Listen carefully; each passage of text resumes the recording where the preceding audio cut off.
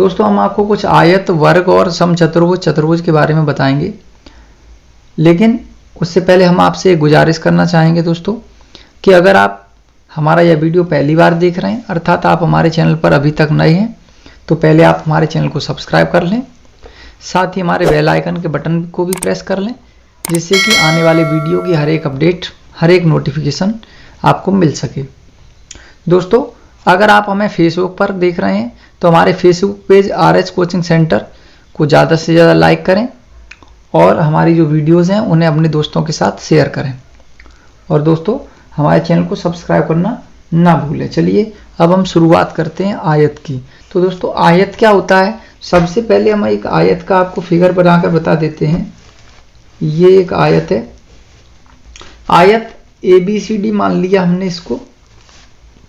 तो दोस्तों ये आयत है और आयत की पहचान क्या होती है कि आयत के आमने सामने की भुजा बराबर होती है, यानी जो भुजा AD होगी वही भुजा BC होगी, ठीक है।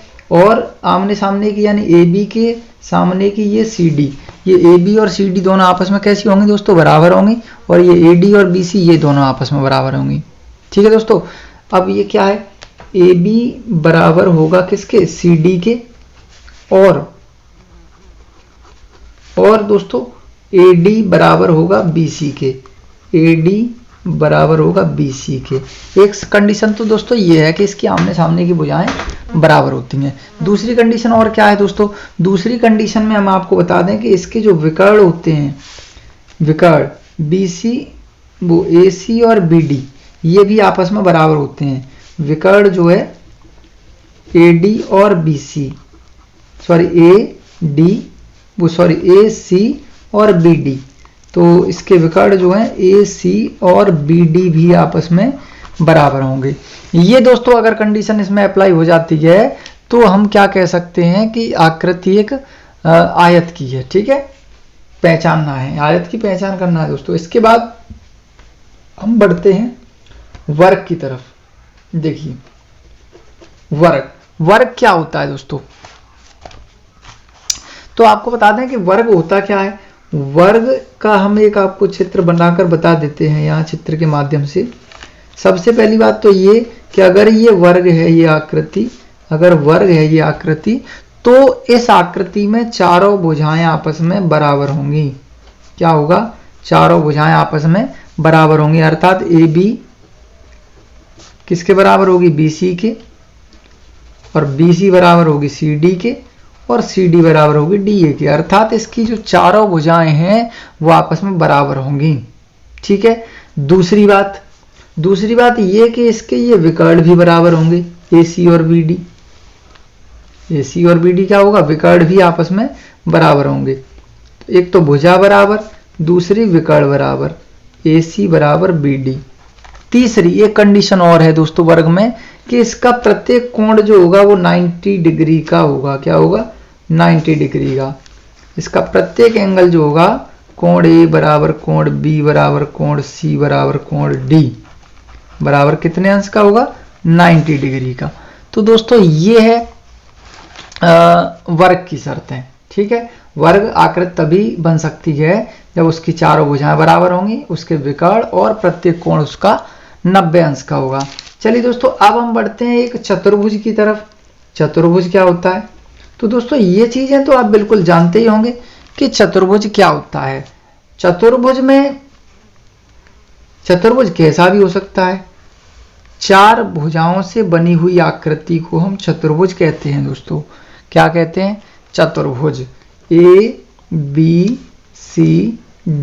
अब चतुर्भुज में ऐसी कोई शर्त नहीं है कि भुजा आपस में बराबर हो या कोई कोण 90 अंश का हो, ऐसा इसमें कुछ नहीं है दोस्तों। चतुर्भुज का मतलब है केवल उसकी चार भुजाएं हैं तो ऐसी आकृति कहलाती है चतुर्भुज। अब बात करते हैं दोस्तों समचतुर्भुज की। समचतुर्भुज,